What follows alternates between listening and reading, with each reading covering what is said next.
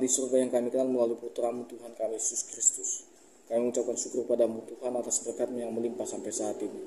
Bapa kami yang baik, sebentar lagi kami akan mendengarkan firman-Mu. Berkatilah kami ya Tuhan, sehingga firman-Mu dapat tumbuh, berkembang, dan berbuah dalam hati dan pikiran kami, sehingga kami mampu mengaplikasikan dalam kehidupan kami sehari-hari.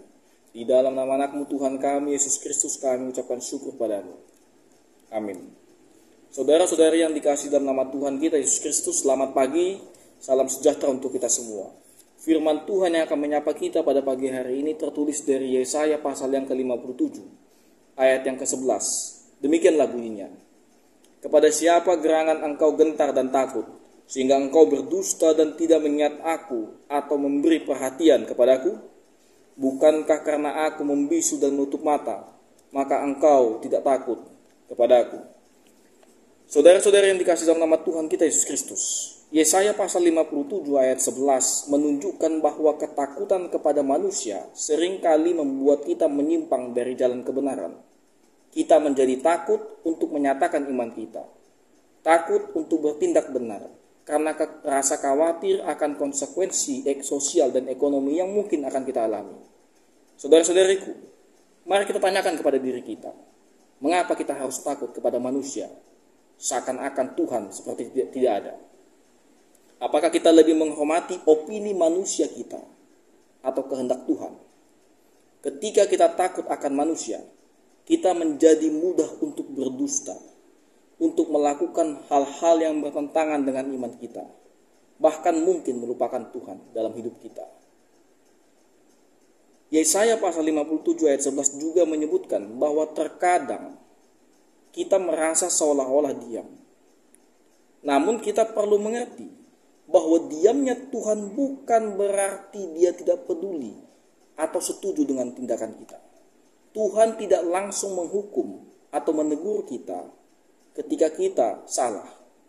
Bukan karena ia tidak memperhatikan setiap segmen dalam kehidupan kita, tetapi karena ia memberikan kita kesempatan untuk menyadari dan memperbaiki kesalahan kita.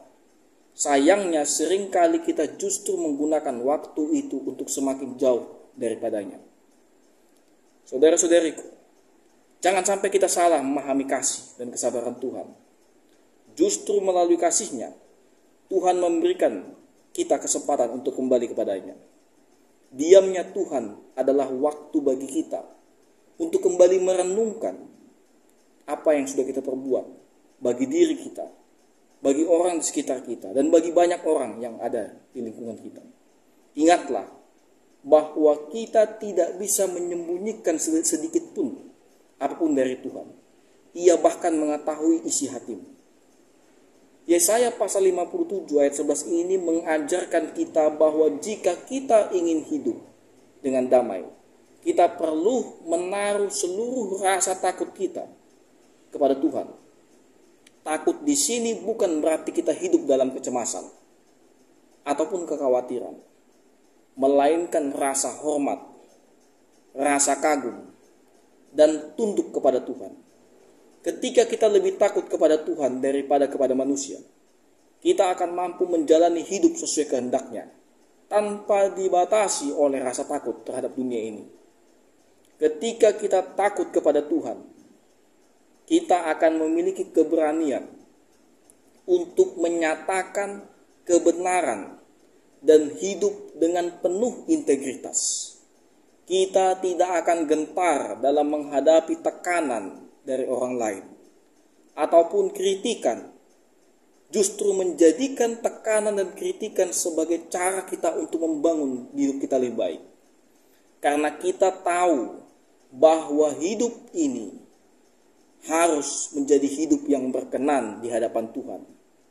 Dan hidup berkenan di hadapan Tuhan akan menunjukkan bahwa seberapa layak kita di hadapan Tuhan. Inilah ketenangan sejati. Ketenangan yang hanya bisa kita peroleh ketika kita sepenuhnya menaruh seluruh pengharapan, menaruh seluruh rasa takut kita hanya kepada Tuhan.